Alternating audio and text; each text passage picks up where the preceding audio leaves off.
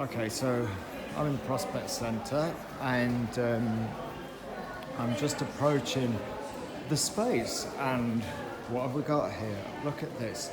This is just paper and ink. And as I walk into this space, oh look, there's Gareth Slighto. Gareth drawing away. Look at that. This is amazing. So, welcome to the space. This is where we currently have an exhibition called Just Paper and Ink. Looks across the board. Yes, no voice, no representation, that's right.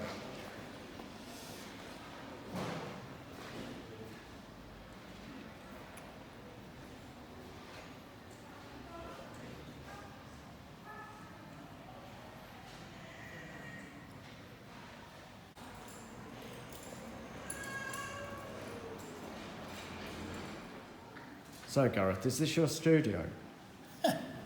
It's been your studio for 3 weeks now, is it? Yeah, 3 weeks.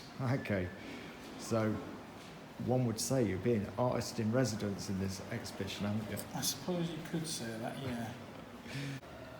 Yeah, and I've been working on sketches for a more mythology-based comic, which is my usual kind of area, I suppose. So, yeah. Cool, which again shows the wonderful diversity that's in the medium of comics, which we've tried to show a little bit with this exhibition. Yeah, absolutely, yeah.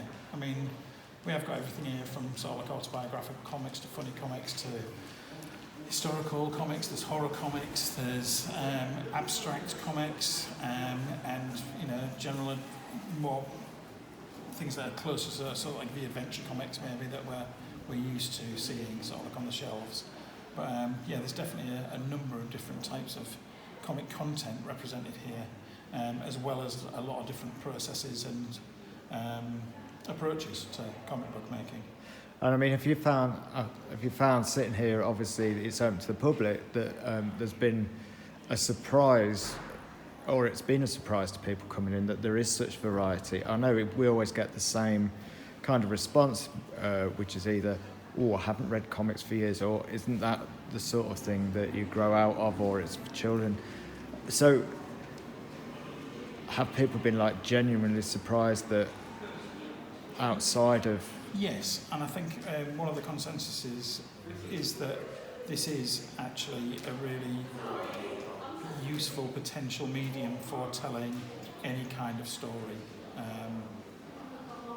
And we've had that from a number of different people that are thinking about it in a professional capacity, is using it to augment their other professional work, or with the people that they work with, getting them to tell stories through small comics, or whether that's other people that have much grander ideas in terms of narrative that they want to look at, a way of doing that in a different way than TV, film, or novels. One of the things about this exhibition that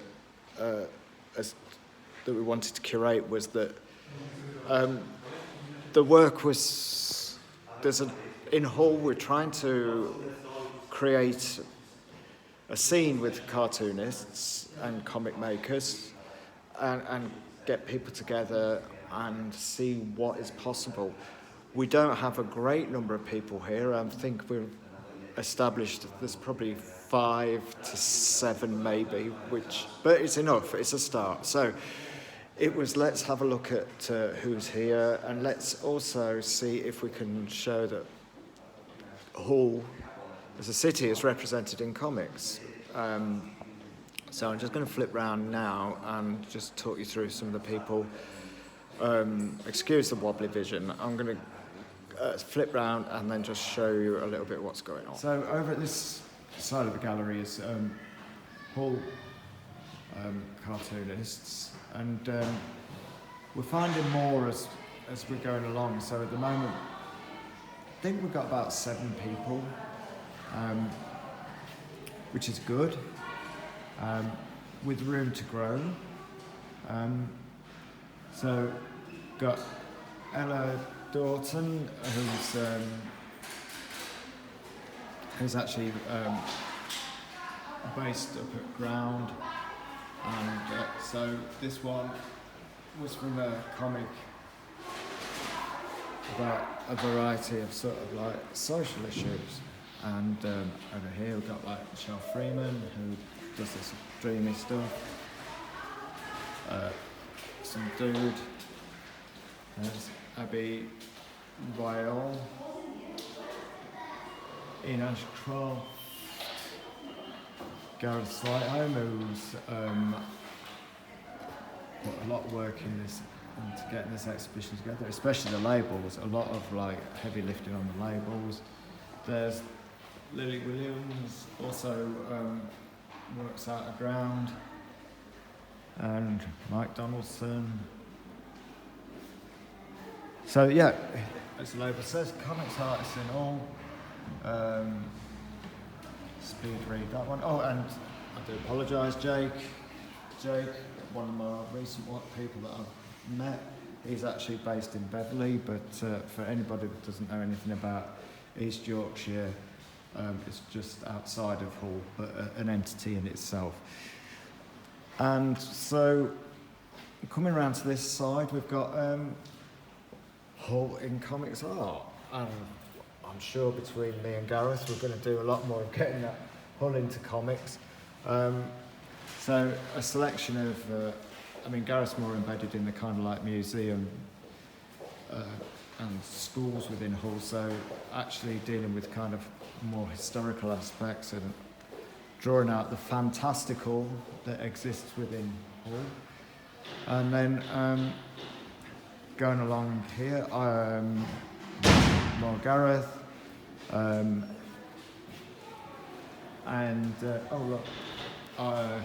this is a collaboration with Olivia Sullivan, and for anybody that knows, is Shotwell. Some more scenes around Hull, and then here's some more. So that is kind of he's not from Hull. We also invited people from outside of Hull because we're not inbreds. We do know there's a world outside of there. So this is a combination of work that we did. The previous to this one, I was in a gallery.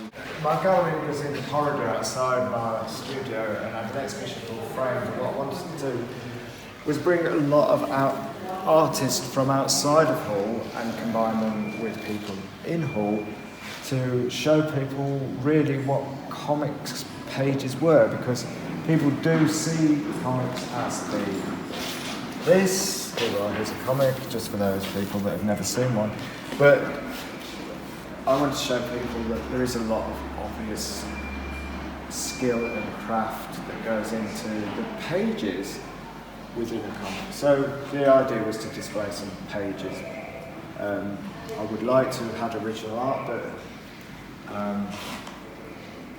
you can still get a good idea of people's work. And it's also nice to see them large scale, because generally when you read a comic, it's usually it would be like A5 size, so you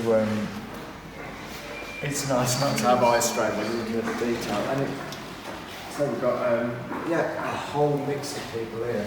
At the moment, Gareth's looking at one of the many Gareths that we know, Gareth Hopkins, who does abstract comics.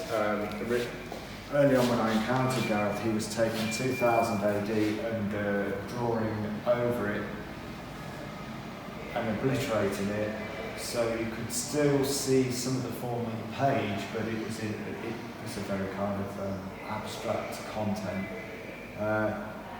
And next to Gareth is another Gareth, which is Gareth Brooks, who's a great storyteller, but also experimenter of materials. So he'll do anything from sewing to pyrography. I can't even say it properly, but burning shit anyway. And this was one of a precursor to what he's doing now, which is he'll be doing watercolour on napkins, so it actually bleeds through the napkin, and it then became like a reverse world storytelling, which is what it's currently doing at the moment. I could talk for hours about all the various works here, but it may.